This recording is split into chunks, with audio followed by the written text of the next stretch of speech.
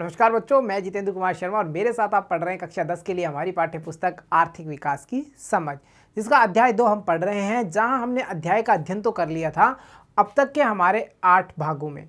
अब हमने स्टार्ट किया है हमारा 9वां भाग आज, जिसमें हम ये देखेंगे कि जो हमारे अध्याय पर आधारित प्रश्न हैं क्या हम उन्हें सॉल्व कर पा रहे हैं या फिर नहीं कर पा रहे। तो चलिए बच्चों, भारतीय अर्थव्यवस्था के क्षेत्रक जो कि हमारा अध्याय है उसका आज हम पार्ट 9 स्टार्ट करेंगे, जहां हम अभ्यास प्रश्न देखेंगे प्रश्न संख्या 1 से प्रश्न संख्या 10 तक।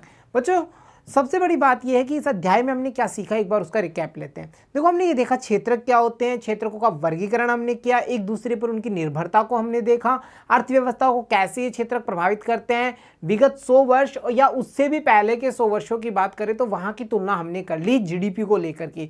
जीडीपी क्या होती है ये समझ हमने बनाई। जीडीपी में क्षेत्रकों में जो उत्पादन में हिस्सेदारी है उसको हमने समझा, और साथ ही साथ हमने चर्चा की थी रोजगार की उपलब्धता की हिस्सेदारी के बारे में भी। हमने अल्प बेरोजगारी जो हमारा टॉपिक था इंपॉर्टेंट, उस पर भी डिस्कस कर लिया था, और उस अल्प बेरोजगारी को आधार बना करके हमने ये देखा था कि कैसे हम इसे दूर कर सकते हैं, कौन कौन से उपाय हमें अपनाने होंगे, उन सब पर हमने चर्चा कर ली थी। स्वामित्व के आधार पर हमने क्षेत्रकों का वर्गीकरण देखा, सार्वजनिक और निजी क्षेत्रक में, जहां हमने ये देखा था कि जो हमारा सार्वजनिक क्षेत्रक है वो हमारी अर्थव्यवस्था में काफ़ी योगदान देता है, परंतु उसमें भी सुधार की आवश्यकता है, जिन टॉपिकों को हमने हमारे पिछले भाग में कंप्लीट कर लिया था। बच्चों, आज हम शुरू करेंगे हमारे अभ्यास प्रश्न। तो चलिए शुरू करते हैं हमारी अभ्यास माला। तो देखिए, सबसे पहले हमारे पास में आए हैं फिलिंग द ब्लैंक्स, मतलब रिक्त स्थानों की पूर्ति कीजिए। देखिए, कोष्टक में दिए गए सही विकल्प का प्रयोग कर रिक्त स्थानों की पूर्ति कीजिए। जैसे हमें क्या होगा, यहाँ सेंटेंस को पढ़ना है, फील करना है, भाई यहाँ क्या उचित शब्द आएगा उसे चूज करके वहाँ फील कर देना है। चलिए देखते हैं। सेवा क्षेत्रक में रोजगार में उत्पादन के समान अनुपात में वृद्धि हुई है या नहीं हुई है। तो चलिए याद कीजिए आलेख 1 और आलेख 2, जहां हमने बार ग्राफ को देखा था और ये समझा था कि सेवा क्षेत्रक ने रिप्लेस कर लिया है, यानी हमारे कृषि एवं उसके सहायक क्षेत्रक को कोई दिक्कत नहीं हो रही ना इन अपर नामों से। हम प्राथमिक और तृतीयक सेक्टर की बात कर रहे हैं। तृतीयक सेक्टर को हम सेवा क्षेत्रक के नाम से जानते हैं, और हमारा जो प्राथमिक सेक्टर है उसे हम कहते हैं ये हमारा कृषि एवं सहायक गतिविधियों का क्षेत्र है। तो देखिए, हम जब सेवा क्षेत्रक की बात कर रहे हैं तो उसने क्या किया, रिप्लेस कर लिया हमारे प्राथमिक सेक्टर को। अब इतना ही नहीं, हम ये भी देखते हैं कि वहां पर उत्पादन, रोजगार में उत्पादन के समान अनुपात में वृद्धि हुई है क्या? भाई बिल्कुल नहीं, उत्पादन बढ़ा है, वहां उत्पादन खूब हुआ है। हमने देखा उत्पादन अच्छा इंक्रीज हो रहा था, हमने बार ग्राफ में भी देखा था, परंतु जो रोजगार के अवसर थे वो उस एज में या उस अनुपात में नहीं बढ़ पाए थे, वो करीबन दुगना भी नहीं बढ़ पाए थे, जबकि हम देख रहे थे उत्पादन 3 गुना से ज़्यादा बढ़ रहा था। तो यहाँ पर हम चूज करेंगे नहीं हुई है, और हमें यहाँ पे राइट करना है नहीं हुई है। ठीक है, अगर वृद्धि नहीं हुई है तो हम स्पष्ट भी कर सकते हैं क्यों नहीं हुई है, क्योंकि हमने देखा उत्पादन 3 गुना बढ़ा है 1973-74 की बात करें तो, परंतु हम ये देखते हैं कि जो रोजगार की उपलब्धता है वो केवल 2%, 2 गुना से भी कम बढ़ी है, इसलिए हमने नहीं हुई किया। ठीक है, चलिए अगला देखते हैं। रिक्त स्थान क्षेत्रक के श्रमिक वस्तुओं का उत्पादन नहीं करते हैं। तो ऐसा कौन सा क्षेत्रक है भाई जहां वस्तुओं का उत्पादन नहीं होता? बिल्कुल आसान है। प्राथमिक सेक्टर क्या करता है? प्राकृतिक संसाधनों का उपयोग करता है, कृषि आधारित कार्य करता है, कृषि एवं उसकी सहायक गतिविधियों के कार्य करता है और वस्तुओं का उत्पादन करता है। द्वितीयक सेक्टर क्या करता है? औद्योगिकरण करता है। हम ये समझते हैं उद्योगों का रूप है, वहां पर जो प्राथमिक सेक्टर है वहां से कच्चा माल लिया जाता है और वस्तुओं का उत्पादन किया जाता है। परंतु इन सब के बीच में जो हमारा तृतीयक सेक्टर है वो क्या करता है? वो केवल मदद करता है, सेवा का कार्य करता है। तो हम बड़ी आसानी से यहाँ टिक करेंगे हमारे तृतीयक को और यहाँ फील करेंगे तृतीयक। क्लियर है ना? ठीक है, चलिए कितना आसान हो गया, क्योंकि हमने टॉपिक्स को क्लियरली पढ़ाया, अच्छे से बेसिक्स को क्लियर करते हुए हम एडवांस की ओर मूव कर गए थे। चलो नेक्स्ट की ओर बात करते हैं। रिक्त स्थान क्षेत्रक के अधिकांश श्रमिकों को रोजगार सुरक्षा प्राप्त होती है। रोजगार सुरक्षा प्राप्त होती है। बच्चों देखो, एग्जाम्स में सबसे बड़ी चीज होती है, हम कोई भी क्वेश्चंस करें हमें क्वेश्चंस के लास्ट में थोड़ा फोकस रहने की जरूरत होती है। यहाँ एक छोटा सा शब्द ऐड कर दिया जाता है, नहीं होती है, होती है, तो वहाँ क्वेश्चन पॉजिटिव या नेगेटिव फील देने लग जाता है, वो हमें पकड़ नहीं आता, और हम रनिंग में क्या करते हैं, हम पढ़ लेते हैं कि नहीं होती है या फिर पढ़ लेते हैं होती है। तो वहाँ हमारा आंसर अपोजिट होने वाला है। तो यहाँ हमें क्वेश्चन को ध्यान से पढ़ना है, फिर सॉल्व करना है। तो देखिए ऐसा हम कौन से क्षेत्र की बात करें कि जिसके जो अधिकांश श्रमिक हैं उनको रोजगार की सुरक्षा प्राप्त होती है। क्या ये असंगठित क्षेत्र है? नहीं भाई, उसमें तो श्रमिक वर्ग वैसे आते हैं जो खुली मजदूरी करते हैं, जब तक काम होता है उन्हें मजदूरी मिलती है, जिस दिन काम पूरा उनको वहां से भगा दिया जाता है। ऐसा ही कुछ पढ़ा था हमने, ठीक है। तो हमारा असंगठित क्षेत्र तो ऐसा नहीं है। बचा हुआ जो हमारा संगठित क्षेत्र है, जहाँ नियम विनियम होते हैं, सरकार के अधिनियमों का पालन किया जाता है, ये सब बातें हमने चैप्टर में पढ़ी है। तो हम आसानी से यहाँ लिखेंगे हमारा संगठित क्षेत्र है उसके अधिकांश श्रमिकों को रोजगार सुरक्षा प्राप्त होती है। चलिए नेक्स्ट की बात करें। भारत में रिक्त स्थान अनुपात में श्रमिक असंगठित क्षेत्र में काम कर रहे हैं। बिल्कुल कर रहे हैं भाई। ग्रामीण क्षेत्रों की भी तुलना हमने कर ली थी कि असंगठित क्षेत्र कैसे रचित हो रहा है। शहरी क्षेत्रों में भी हमने देखा था कि असंगठित क्षेत्र कैसे रचित हो रहा है, कौन कौन से टाइप्स ऑफ मजदूर वहां पे हमें मिलेंगे, कौन कौन से श्रमिक हमें मिलेंगे, उन सब की चर्चा हमने कर ली थी। तो भारत जैसी अर्थव्यवस्था की हम बात करें तो यहाँ पर बड़े पैमाने पर हमारा असंगठित क्षेत्र कार्य करता है। तो हम छोटे को तो क्रॉस करेंगे और हम चूज करेंगे हमारा बड़े, और यहाँ लिखेंगे बड़े अनुपात में जो हमारे असंगठित क्षेत्र है उसमें हमारे श्रमिक काम कर रहे हैं। ठीक है, चलिए नेक्स्ट की ओर मूव करते हैं। देखिए, कपास एक रिक्त स्थान उत्पाद है और कपड़ा एक रिक्त स्थान उत्पाद है। जाहिर सी बात है भाई, कपास क्या है? कपास एक प्राकृतिक उत्पाद है। ठीक है, सो प्राकृतिक यहां फिल करेंगे और इसको आधार बना करके इसको कच्चे माल के रूप में उपयोग में लेकर के जो हमारा माध्यमिक सेक्टर है, देखिए कितने नाम है इसके, औद्योगिक सेक्टर, माध्यमिक सेक्टर या फिर द्वितीयक सेक्टर। तो जो हमारा माध्यमिक सेक्टर है वो कपड़ा बनाता है, यानी कि ये कौन सी प्रोसीजर हुई? विनिर्माण प्रोसीजर, विनिर्मित उत्पाद है हमारा। ठीक है, चलिए नेक्स्ट की बात करते हैं। प्राथमिक, द्वितीयक और तृतीयक क्षेत्रकों की गतिविधियां आपस में कैसी हैं भाई? ये तो बहुत आसान है, हमने टेबल वाला क्वेश्चन भी किया था। यहाँ सबसे बड़ी बात है ये एक दूसरे पर निर्भर हैं, तो यहाँ हम भरेंगे परस्पर निर्भर है। याद नहीं आ रहा तो जल्दी से याद करो। अगर क्या हो कि किसान ने कह दिया मैं गन्ना मिल को मेरा गन्ना नहीं बेचूंगा, चीनी मिल वालों को, क्या होगा? द्वितीयक सेक्टर ठप हो जाएगा। द्वितीयक सेक्टर वालों ने कह दिया हम गन्ना खरीदेंगे ही नहीं, तो किसान ठप हो जाएंगे। हम ये समझ पा रहे हैं कि ये जो सेक्टर्स हैं वो आपस में एक दूसरे पर क्या है? निर्भर हैं। परिवहन वाले ने कह दिया मैं लाऊंगा ही नहीं तुम्हारे खेत से मिल तक, तो तुम क्या कर लोगे दोनों? तो ये आपस में एक दूसरे से जुड़े हुए हैं, यानी एक दूसरे पर ये निर्भर होते हैं। ठीक है, चलिए नेक्स्ट की बात करते हैं। अब हम देखते हैं हमारा क्वेश्चन नंबर 2 क्या कह रहा है। सही उत्तर का चयन कीजिए। ऑब्जेक्टिव टाइप है, ध्यान से हम करेंगे। हम सीधा सीधा बोले कि हम आसानी से उत्तर को बिना ऑप्शंस को देखे हुए फिल करेंगे, फिर हम चेक करेंगे। ठीक है, इससे क्या होता है? हमारा माइंड शार्प होता है। चलिए स्टार्ट करते हैं। सार्वजनिक और निजी क्षेत्र आधार पर विभाजित है। किस आधार पर विभाजित होते हैं भाई? जब हमने बात करी सार्वजनिक क्षेत्र, वहां परिसंपत्तियों पर अधिकार सरकार का है भाई। अगर हम निजी क्षेत्र की बात करते हैं, परिसंपत्तियां एक व्यक्ति से बिलोंग करती है या फिर एक कंपनी से बिलोंग करेंगी, ऐसा कुछ पढ़ा हमने।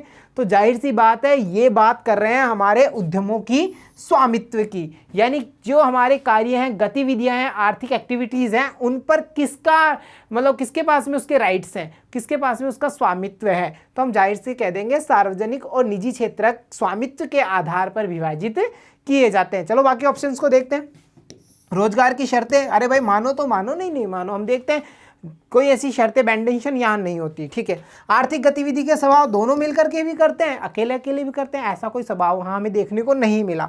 उद्यम में नियोजित श्रमिकों की संख्या कोई बैंडेशन नहीं है, किसी भी उद्यम में कितने भी श्रमिक हो सकते हैं जितनी रिक्वायरमेंट है। तो ये वाला भी वैसे ही हमारा नेगलेक्ट होता है, बचा हुआ हमारा है उद्यमों के स्वामित्व को। ठीक है ना, ये प्रोसीजर अच्छा है ना हमारा। चलिए नेक्स्ट की बात करते हैं। यहाँ देखते हैं, एक वस्तु का अधिकांशतः प्राकृतिक प्रक्रिया से उत्पादन क्षेत्र की गतिविधि है। किस क्षेत्र की गतिविधि है भाई? प्राकृतिक संसाधन जहां आगे कृषि एवं उसकी सहायक गतिविधियां जहां आ जाती हैं, वहां आंख बंद करके हम प्राथमिक सेक्टर में चले जाते हैं। सीधी सीधी बात है ना। बचे हुए हमारे सारे नेगलेक्ट हैं, इनका कोई मतलब नहीं है। तो ये किस क्षेत्र की गतिविधि है? हमारे प्राथमिक सेक्टर की। चलो नेक्स्ट की बात करते हैं। देखिए, किसी वर्ष में उत्पादित खालिस्तान कुल मूल्य को सकल घरेलू उत्पाद यानी जीडीपी कहते हैं। देखो याद करो, जीडीपी में एक मेन लाइन हमने वहां बोली थी भाई, सब कुछ गणना वरना कुछ भी करो, वस्तुओं की गणना करोगे या मूल्य की करोगे? मूल्य की गणना करेंगे। दूसरी बात हमने कही थी, कैसा मूल्य होगा? अंतिम मूल्य। याद नहीं आ रहा? बिस्किट एग्जाम्पल याद कर लीजिए, आटा, गेहूं, तेल, परिवहन, मजदूरों की मजदूरी सबको छोड़ दिया और लास्ट में बिस्किट की कॉस्ट को हमने पकड़ लिया था सकल घरेलू उत्पाद निकालने के लिए। तो यहाँ पे हम कहेंगे क्या सभी वस्तुओं और सेवाओं का? नहीं भाई, बिल्कुल नहीं। सभी अंतिम वस्तुओं और सेवाओं का बिल्कुल, और उनके मूल्य का, ठीक है, ये बात भी मेंशन रखेंगे। सभी मध्यवर्ती, परिवहन का कहाँ किया, आटे का कहाँ किया? नहीं किया ना, मध्यवर्ती शब्द तो गलत है जीडीपी के संदर्भ में। और हम बात करें सभी मध्यवर्ती और अंतिम वस्तुओं का, दोनों का नहीं करते, हम केवल अंतिम वस्तुओं का करते हैं। तो हमारा राइट आंसर है सभी अंतिम वस्तुओं और सेवाओं का। Topic clear? चलिए नेक्स्ट की बात करें। सकल घरेलू उत्पाद के पदों में वर्ष 2013-14 के बीच तृतीय क्षेत्र की हिस्सेदारी कितना प्रतिशत थी? भाई जाहिर सी बात है, अगर हम सकल घरेलू उत्पाद को देख रहे हैं वर्ष 2013-14 को, तो हम वहां देखते हैं जो क्षेत्रकों की हिस्सेदारी थी वो 50 से हमारे 60% के बीच में चल रही थी, इतना ही चल रही थी। अगर हम हिस्सेदारी की, उत्पाद में हिस्सेदारी की बात कर रहे हैं, ठीक है। चलो नेक्स्ट की बात करते हैं। ये हमारा क्वेश्चन था। अब अगला क्वेश्चन है हमारा क्वेश्चन नंबर 3। क्या कह रहा है? निम्नलिखित को मेल कीजिए। ऑप्शन मतलब हम ये कह पा रहे हैं कि एक तरफ हम देख पा रहे हैं वन साइड कॉलम, एक तरफ अनदर कॉलम। इन कॉलम्स में हमें एक तरफ दिख रही है कृषि क्षेत्र की जो समस्याएं हमारे सामने निकल के आ रही हैं वो, और अन्य साइड हम ये देख पा रहे हैं, दूसरी साइड हम क्या देख पा रहे हैं? हम देख पा रहे हैं कुछ संभावित उपायों को। तो चलो एक बार हम ये देखते हैं कि ऐसे कौन से उपाय हैं जो कृषि में आने वाली जो हमारी समस्याएं हैं उनका निराकरण कर सकते हैं। देखो जैसे हमारे सामने समस्या आई है असिंचित भूमि की, बहुत बड़ी समस्या है भाई। असिंचित भूमि वो भूमि होती है जहां पर वर्षा के जल पर ही सिंचाई निर्भर होती है, सिंचाई का और कोई साधन नहीं है, ना कोई ट्यूबवेल है, नलकूप है, कुएं हैं, बावड़ियों से, नहरों से किसी से कोई सिंचाई नहीं की जाती। वहां फसलें केवल वही उत्पादित की जाएंगी जो वर्षा के जल पर निर्भर होती है। असिंचित भूमि हो गई, ज्योग्राफी में भी हमने पढ़ा है। अब हमें इसका उपाय देखना है, इस समस्या को हम कैसे दूर कर सकते हैं। जाहिर सी बात है भाई, सरकार क्या कर सकती है इसके लिए? सरकार नहरों का निर्माण करा दे, सिंचाई का साधन विकसित कर दे, तो ये समस्या सॉल्व हो जाएगी। तो हम डायरेक्ट चलेंगे और यहाँ पे मिलेंगे ऑप्शन द से, सरकार द्वारा नहरों का निर्माण। चलो अगला देखते हैं। फसलों का कम मूल्य मिल रहा है भाई। फसलों का कम मूल्य क्यों मिल रहा है? क्योंकि जो व्यापारी है वो अपना मुनाफा देखते हैं। निजी क्षेत्र की हम बात करते हैं, वो मुनाफा देखते हैं। सरकार क्या करे? सरकार अच्छी रेट पे उन्हें खरीद ले, वसूल कर ले कि भाई लाओ भाई हमें दो, हमसे बेचो, हमसे समर्थन मूल्य इतना तो लो, इतना मूल्य तो तुम्हें मिलेगा ही मिलेगा, न्यूनतम मूल्य तो मिलेगा। ये बात क्लियर हुई ना? तो यहाँ पे हम ये देखेंगे कि फसलों का जो कम मूल्य की समस्या है, सरकार द्वारा खाद्यान्नों की वसूली कर ली जाए, खाद्यान्नों को खरीद लिया जाए, परचेज कर लिया जाए, तो ये समस्या भी नेगलेक्ट हो जाती है। चलो अगली समस्या आ रही है कर्ज का भार क्यों बढ़ता है? जब ब्याज दर ज्यादा होती है। चैप्टर 3 इसके बाद में हम स्टार्ट करेंगे, वहां हम देखेंगे मुद्रा और साख, साख कहते हैं ऋण को। तो ये ऋण की जो समस्या आएगी, कर्ज की, ऋण से ही कर्ज की समस्या बढ़ेगी, कैसे बढ़ेगी वो हम वहां सीखेंगे। तो ये जो कर्ज भार बढ़ रहा है इसको कैसे दूर किया जा सकता है? भाई आप कम ब्याज पे हमें पैसा दे दो ना, ब्याज इतना ज़्यादा हमारे लगेगा ही नहीं, तो हमारा जो कर्ज है वो ऑटोमेटिक डाउन रहेगा। तो इसके लिए देखिए सरकार ऐसी व्यवस्था करे कि कम ब्याज पर बैंकों द्वारा साख यानी ऋण उपलब्ध हो जाए, तो ये समस्या सॉल्व हो जाती है। चलो अगली समस्या है मंदी काल में रोजगार का अभाव। मंदी काल किसे कहते हैं? देखो फसलों का कुछ एक रूटीन होता है, यानी खेती की बात करते हैं तो उसमें कुछ मंथ ऐसे होते हैं जब किसान फ्री हो जाते हैं, तो उसे मंदी काल के नाम से जाना जाता है। अब जो मंदी काल की बात हम कर रहे हैं उसमें अगर लोगों को कृषि आधारित मिलों की स्थापना हो जाए उनके आसपास, कि भाई कृषि के टाइम के अलावा जो टाइम है उसमें उन मिलों में प्रोडक्शन हो, वहाँ उनकी ज़रूरत हो, तो वो वहाँ जाके काम करेंगे और अदर इनकम ले लेंगे। तो जाहिर सी बात है अगर मंदी काल में रोजगार का अभाव है तो कृषि आधारित मिलों की स्थापना कर दीजिए और जो किसान है उनको अतिरिक्त रोजगार मिल जाएगा। बच्चों इसके बाद में है कटाई के तुरंत बाद स्थानीय व्यापारियों को अपना अनाज बेचने की व्यवस्था। बहुत बड़ी समस्या है ये भाई। क्या होता है कटाई के बाद में तुरंत जो किसान है उन्हें अपना अनाज बेचना होता है, क्योंकि कई सारे होते हैं उनके पास स्टोरेज की समस्याएं होती हैं। तो इस स्थिति में क्या किया जाए? इस स्थिति में सहकारी जो विपणन समितियां हैं वो उनका अनाज स्टोर करें, स्टोर की सुविधाएं दें या परचेज करें उचित मूल्य पर, या उनको किसी छोटे चार्ज पर, थोड़े से चार्ज पर एक स्टोरेज उपलब्ध करवा दे कि भाई आप यहाँ रख सकते हैं स्टोरेज, जब आपका भाव हो आप उसे सेल आउट कर सकते हैं। तो ये सारी समस्याएं थी जो हमारे कृषि क्षेत्र की समस्याएं थी, यानी हमारे प्रारंभिक सेक्टर की, प्राथमिक सेक्टर की, और इनके जो उपाय हमने यहाँ सोचे हैं उनको हमने हाईलाइट कर लिया है। क्लियर हुआ ना ये सब चीज़ें? चलिए अब नेक्स्ट की बात करते हैं। तो यहाँ हमारे पास में एक प्रश्न, विषम की पहचान करें और बताइए क्यों। पहली बात तो ये है कि ये 1 2 3 4 ऑब्जेक्ट्स हमारे पास में, इनमें सम ऑफ ऑब्जेक्ट्स कुछ ऐसी गतिविधियाँ, आर्थिक गतिविधियाँ हमारे सामने निकल करके आ रही हैं। इकोनॉमिक्स में हम ये नहीं कह सकते कार्य निकल करके आ रहे हैं, ये आर्थिक गतिविधियाँ हैं, ठीक है। अब ये आर्थिक गतिविधियाँ हमारे सामने आ रही है, हमें ये पता करना होगा कि इनमें से अलग कौन सी है और क्यों है। तो चलिए स्टार्ट करते हैं, पहले एक बार नज़र डाल लेते हैं।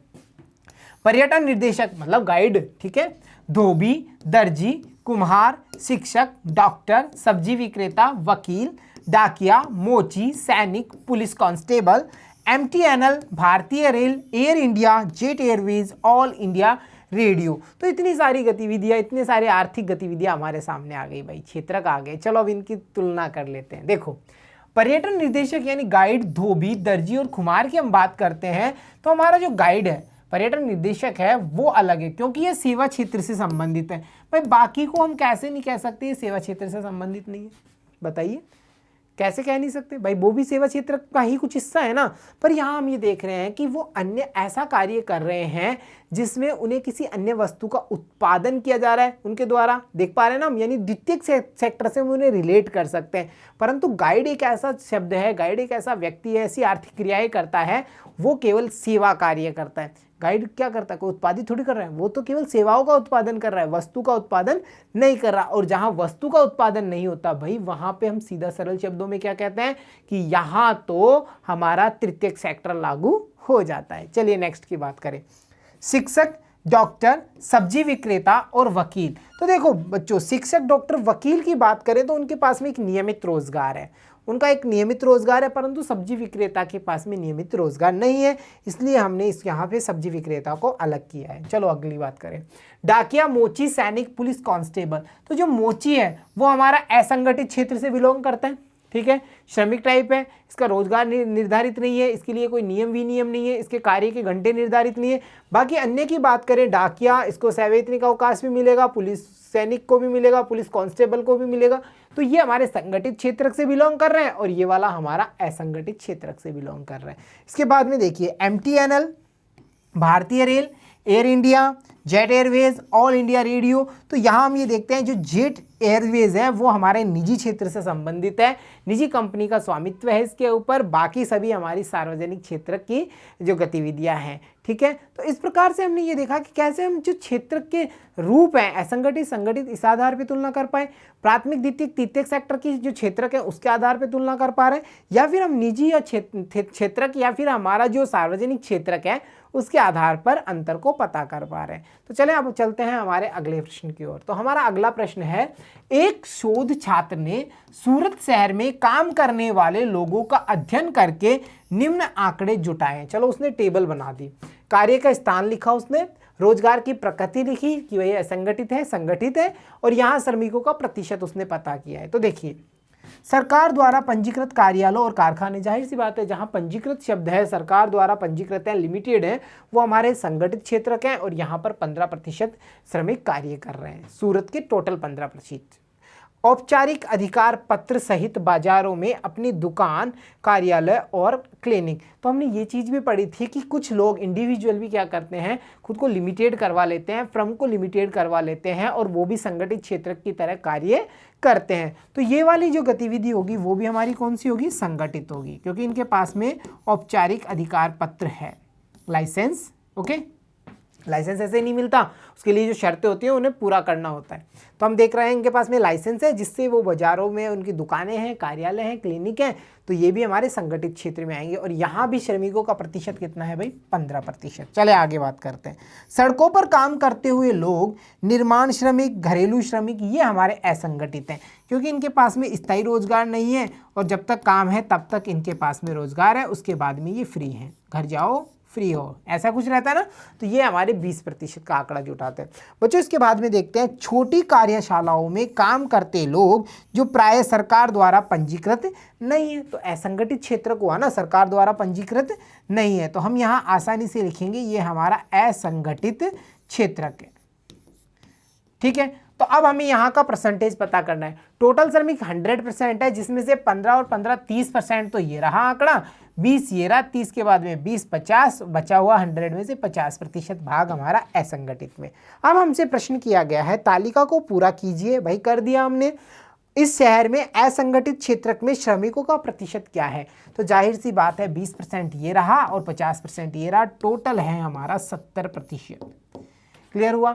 असंगठित और संगठित की पहचान करना हमने इस तालिका से सीखा है, श्रमिकों की तुलना करना हमने इस तालिका के ऊपर आधारित करके ज्ञान प्राप्त कर लिया उसके बारे में भी। चलो अगले प्रश्न पे मूव करते हैं। हमारा प्रश्न नंबर 6 क्या कह रहा है?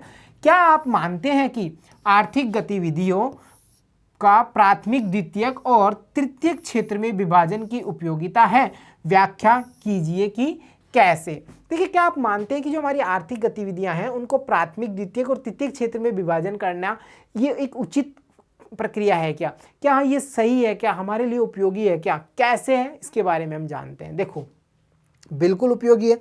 क्यों उपयोगी है? देखो, प्राथमिक, द्वितीयक और तृतीयक क्षेत्र में आर्थिक गतिविधियों का वर्गीकरण उपयोगी है क्योंकि यह अर्थव्यवस्था का जो जीडीपी में वृद्धि है उसके सापेक्ष महत्व का अनुमान लगाने में मदद करता है। भाई, किस सेक्टर ने कितना उत्पादन किया है, किस सेक्टर ने रोजगार में कितनी हिस्सेदारी निभाई है, किस सेक्टर का जीडीपी में कितना योगदान है, कैसे पता चलेगा? जब हम इनका वर्गीकरण करेंगे तभी। साथ ही साथ देखिए, इस तरह से वर्गीकृत करने से यह गणना करने में मदद मिलती है कि प्रत्येक क्षेत्र में कितने सामान और सेवाओं का उत्पादन होता है और कितने लोग काम करते हैं, यानी उत्पादन और रोजगार का पता हमें चल जाता है अगर हम इस क्षेत्रकों का वर्गीकरण करते हैं। इसी प्रकार बच्चों, भारत में तृतीयक क्षेत्र बहुत तेजी से बढ़ रहा है, जिसका अर्थ है कि देश विकसित देश की ओर बढ़ रहा है, क्योंकि हमने ये देखा था कि जो विकसित देश है वहां पर जो प्राय सबसे इंपॉर्टेंट लक्षण है उस अर्थव्यवस्था का, विकसित देशों का, वो ये है कि यहाँ पर जो ग्रोथ है वो तृतीयक सेक्टर की सबसे ज्यादा होती है। और भारत में भी हमने देखा 2013-14 के आंकड़े हमने लिए, 17-18 का आलेख को हमने देखा, तो हमारा जो तृतीयक क्षेत्र है वो मूव कर रहा है। तो हम कह रहे हैं कि हम विकास की ओर बढ़ रहे हैं, विकसित देशों की श्रेणी की ओर जा रहे हैं। इस प्रकार का वर्गीकरण विभिन्न देशों में विकास के स्तर की तुलना करने में मदद करता है। तो अब समझ में आ गया कि हमारा जो स्टेटमेंट था वो बिल्कुल राइट था, हमें उस चीज़ की नेसेसरी है, वर्गीकरण तो करना ही होगा अगर हमें जीडीपी को समझना है, देशों के विकास को समझना है, विकसित अविकसित विकासशील देशों के अंतर को समझना है, तो हमें ये वर्गीकरण तो करना ही होगा। तो चलिए अब चलते हैं हमारे अगले प्रश्न की ओर। और हमारा अगला प्रश्न है, इस अध्याय में आए प्रत्येक क्षेत्र को रोजगार और सकल घरेलू उत्पाद पर ही क्यों केंद्रित करना चाहिए? क्या अन्य वाद पदों का परीक्षण किया जा सकता है? चर्चा करें। देखो बच्चों, सबसे बड़ी बात है, ये जो हमारा क्षेत्र का आधारित अध्याय था वहां पे हमने सारा कुछ मैटर किया, तो हमने ये देखा कि उत्पादन पहली चीज थी, रोजगार की उपलब्धता हमारी दूसरी चीज थी। इसी सबको आधार बना करके हमने कई तरह के वर्गीकरण कर लिए थे। हमने निजी क्षेत्र, सार्वजनिक क्षेत्र को देखा, असंगठित क्षेत्र, संगठित क्षेत्र को देखा। इसी प्रकार हमने प्राथमिक, द्वितीयक और तृतीयक सेक्टर को भी देखा और फिर जीडीपी की चर्चा की। तो हम ये समझ पा रहे हैं कि हमारा जो पूरा चैप्टर था वो इन दो शब्दों पर केंद्रित था, रोजगार और सकल घरेलू उत्पाद पर ऐसा क्यों था? क्यों किया हमने ऐसा? क्या अन्य पदों को देखना जरूरी नहीं था? क्या हमें इनकम नहीं देखनी थी? क्या हमें ये नहीं देखना था मजदूरों का जीवन कैसा हो रहा है? क्या हमें ये नहीं देखना था कि अर्थव्यवस्था में कौन कौन सी समस्याएं आ रही हैं? ये सब चीज़ें हमने नेगलेक्ट क्यों की? हमारा जो पूरा चैप्टर है वो इन दोनों शब्दों पर ही क्यों निर्भर कर रहा था? ये प्रश्न हमसे इस प्रकार से पूछा गया। तो बच्चों देखो, अगर हम रोजगार की बात करते हैं तो जाहिर सी बात है हमें ये पता करना होता है कि किस सेक्टर ने हमें रोजगार अधिक दिया है। ऐसा कौन सा सेक्टर है जहां रोजगार अब कम आ रहा है, व्यक्ति अधिक लगे हुए हैं, हमें किस सेक्टर में सुधार करना है? ये चीज़ें कहाँ से पता चली? जब हमने रोजगार का अध्ययन किया। और रोजगार को भी किस लेवल पे एक बांटा हमने? हर सेक्टर में रोजगार की उपलब्धता के आधार में। अगर हम सकल घरेलू उत्पाद की बात करते हैं तो हमने ये देखा कि अंतिम वस्तु और सेवाओं का जो उत्पादन हो रहा है वो किस सेक्टर में ज़्यादा हो रहा है, किस सेक्टर, कौन सा ऐसा सेक्टर है जो ग्रोथ कर रहा है, किस सेक्टर में लोगों का रुझान अधिक है, किस सेक्टर को सरकारी सहायता की अधिक आवश्यकता है। ये हम कब पता कर पाए? जब हमने ये देखा कि जो सकल घरेलू उत्पाद है वो हमें क्या मैसेज दे रहा है, उसके आंकड़े हमें क्या कह रहे हैं। ऐसा कुछ हमने इस चैप्टर में देखा। तो हम ये समझ पा रहे हैं कि जब हमने इन दोनों चीज़ों का अध्ययन किया तो जो अन्य वाद पद थे वो ऑटोमेटिक कवर हो गए, वो इनके अंदर ही समाहित है। भाई, मजदूरों की समस्या जब हमने असंगठित संगठित क्षेत्र को देखा तो हमारे सामने निकल करके आई। जब हमने सार्वजनिक और निजी क्षेत्र को देखा तो हमें ये समझ में आया कि कौन अर्थव्यवस्था में सर्वाधिक योगदान दे रहा है। ऐसा चीज हमने वहां से लर्न करी, अच्छे से समझा। तो हम ये समझ पा रहे हैं कि पूरा चैप्टर हमारा इन दो शब्दों पर ही केंद्रित था, क्योंकि अन्य जो वाद पद थे वो इनके अंदर ही इंक्लूड थे। तो चलिए इसका आंसर हम कैसे लिखेंगे, देखिए। आर्थिक गतिविधियों को 3 क्षेत्रों में वर्गीकृत किया गया है, हमने तीनों के नाम मेंशन किए। इसके बाद में इन तीनों क्षेत्रों में सभी आर्थिक गतिविधियों को शामिल किया जाता है या किया गया है जिनका अनुमान रोजगार और सकल घरेलू उत्पाद के आधार पर लगाया जाता है। डिस्कस किया हमने इसके आधार पे। देखो इसके साथ साथ ही ये वर्गीकरण उपयोगी क्यों है, क्योंकि यह हमें विकास और व्यावसायिक गतिविधियों के बारे में जानकारी देता है। देखो पता चल जाती है इससे हमें सारा विकास किस सेक्टर में ज़्यादा हो रहा है, क्या क्या व्यावसायिक गतिविधियां डेवलप हो रही हैं देश में, वो सब चीज़ें हमें पता चलती है। उसके अलावा यह वितरण हमें आर्थिक गतिविधियों के वितरण, सकल घरेलू उत्पाद में विभिन्न क्षेत्रों के योगदान, विभिन्न क्षेत्रों की रोजगार स्थिति, विभिन्न क्षेत्रों में रोजगार के वितरण और सकल घरेलू उत्पाद के विभिन्न क्षेत्रों के योगदान के बारे में जानकारी प्रदान करता है। इन शॉर्ट हम ये कहते हैं कि जो अन्य सारे वाद पद हैं हमारे इकोनॉमिक्स से जुड़े हुए, आर्थिक विकास से जुड़े हुए, वो हमारे इसी सकल घरेलू उत्पाद और रोजगार में आ जाते हैं। इसीलिए जो हमारा ये चैप्टर था, अध्याय था, वो पूरा हमारे रोजगार और आर्थिक विकास की जो गतिविधियों पर आधारित सकल घरेलू उत्पाद है उस पर निर्भर करता है। क्लियर होता है ना। चलिए अब मूव करते हैं हमारे नेक्स्ट क्वेश्चन की ओर। तो हमारा क्वेश्चन नंबर 8 क्या कह रहा है, जीविका के लिए काम करने वाले अपने आसपास के वयस्कों के सभी कार्यों की लंबी सूची बनाइए, उन्हें आप किस तरीके से वर्गीकृत कर सकते हैं, अपने चयन की व्याख्या कीजिए। सेल्फ डिपेंड क्वेश्चन है, हमें करना है। फिर भी देखिए हम इसका एग्जांपल देख लेते हैं। जैसे जब हमने आसपास के कार्यों को देखा तो हमें कई सारी गतिविधियां देखने को मिलती हैं। जैसे कुछ गतिविधियां ऐसी थी जो हमारी कृषि गतिविधियां थी, कुछ डेयरी फार्मिंग से रिलेटेड थी, कुछ दुकानदार थे, कोई पशुओं का पालन कर रहा था, व्यवसाय में जुड़े हुए लोग थे, लघु उद्योगों में लगे हुए लोग थे, कुम्हार, यातायात, चिकित्सक, वेंडर, सिपाही, नाई, शिक्षक, श्रमिक, इन सब गतिविधियों में लगे हुए लोग थे। इसके साथ साथ हम चर्चा करें तो इसके अलावा हमने देखा बैंक कर्मचारी, तृतीयक सेक्टर की बात कर रहे हैं, डाकिया, बीमा कर्मचारी, सब्जी बेचने वाला, दर्जी आदि। ये सारी गतिविधियां हमने जब देखी तो हमने जब इनका वर्गीकरण करना चाहा तो हमारे सामने केवल मात्र एक ही तरीका था, वो था इन्हें प्राइमरी सेक्टर, द्वितीयक सेक्टर और हमारे तृतीयक श्रेणी के उद्योगों में वर्गीकृत कर दिया जाए, क्योंकि इसके अलावा हम इनको कैसे भी वर्गीकृत करना चाहें तो वो पॉसिबल नहीं हो पा रहा था। क्यों नहीं हो पा रहा था? कृषि और उसके सहायक वालों को हमने सीधा सीधा प्राथमिक में डाला क्योंकि वो प्राकृतिक संसाधनों से जुड़े हुए थे। अगर हम उद्योगों से आधारित श्रमिकों को ले रहे थे, उद्योगों का कार्य करने वाले व्यक्तियों को ले रहे थे, तो हमने ये देखा कि वो प्राकृतिक संसाधनों से नहीं जुड़े हुए, ना वो कोई सेवाओं का उत्पादन कर रहे हैं, वो वस्तुओं का उत्पादन कर रहे हैं, वो भी औद्योगिक आधार पे। तो हमारे लिए उनके लिए ऑप्शन खुला हुआ था, वो था हमारा द्वितीयक सेक्टर। अब हमने ऐसे लोगों को लिया जो किसी प्रकार की कोई वस्तु उत्पादित नहीं कर रहे थे, प्राथमिक सेक्टर से भी नहीं जुड़े हुए थे, परंतु वो प्राथमिक और द्वितीयक सेक्टर का हेल्प कर रहे थे, सेवाओं का उत्पादन कर रहे थे। तो हमने इन व्यक्तियों को ऐड किया हमारे तृतीय श्रेणी के उद्योग यानी तृतीयक सेक्टर में। तो ये वर्गीकरण का प्रकार हमारे सामने निकल करके आया और चैप्टर में भी हमने यही देखा था। तो चलिए अब चलते हैं हमारे अगले क्वेश्चन में। और हमारा क्वेश्चन नंबर 9 क्या कह रहा है, तृतीयक क्षेत्रक अन्य क्षेत्रकों से कैसे अलग है, 100 उदाहरण व्याख्या कीजिए। भाई सादा सादा सीधा सीधा शब्द है इसका तो, कि भाई हम ये एकमात्र ऐसा सेक्टर देखते हैं, ऐसा क्षेत्रक देखते हैं जहां वस्तुओं का उत्पादन तो नहीं होता परंतु सेवाओं का उत्पादन होता है, और ये हमारी अर्थव्यवस्था में जो हमारा प्राथमिक सेक्टर है और द्वितीयक सेक्टर है उसके उत्पादन में मदद जरूर करता है। उदाहरण के लिए हम देख लेते हैं, हमारा परिवहन मदद करता है। तो यहाँ पे हमें कुछ ऐसा ही उदाहरण व्याख्या के रूप में लिखना है और इस अंतर को, ये अन्य क्षेत्रकों से कैसे अलग है, इसको स्पष्ट करना है। तो चलिए कोशिश करते हैं। देखिए, तृतीयक क्षेत्र में प्राथमिक और द्वितीयक क्षेत्र में कार्यरत लोगों को प्रदान की जाने वाली व्यापार, परिवहन, संचार और अन्य सेवाएं शामिल हैं। इन शॉर्ट, सेवाएं उपलब्ध कराता है। सेवा क्षेत्र अन्य क्षेत्रों से अलग है क्योंकि यह वस्तुओं का उत्पादन नहीं करता है, लेकिन यह उत्पादन प्रक्रिया का समर्थन करते हैं, यानी कि सेवा उत्पादित करते हैं जिससे कि जो हमारे प्राथमिक और द्वितीयक सेक्टर हैं वो अच्छे से कार्य कर पाए। भाई प्राथमिक सेक्टर ने गन्ना उत्पादित कर दिया, अगर परिवहन यानी कि हमारा तृतीयक सेक्टर नहीं होगा तो वो गन्ना मील तक नहीं पहुंचेगा, द्वितीयक सेक्टर के पास में नहीं जाएगा और चीनी का उत्पादन नहीं हो पाएगा। किसने हेल्प की? परिवहन ने। संचार नहीं, आजकल वार्तालाप कर रहे हैं, द्वितीयक सेक्टर को वार्तालाप करनी है अपने व्यापार के लिए, तो वह कहाँ जाएगा? वो जाएगा संचार वाली सेवा के पास में। कौन देगा? ये हमारा तृतीयक सेक्टर देगा।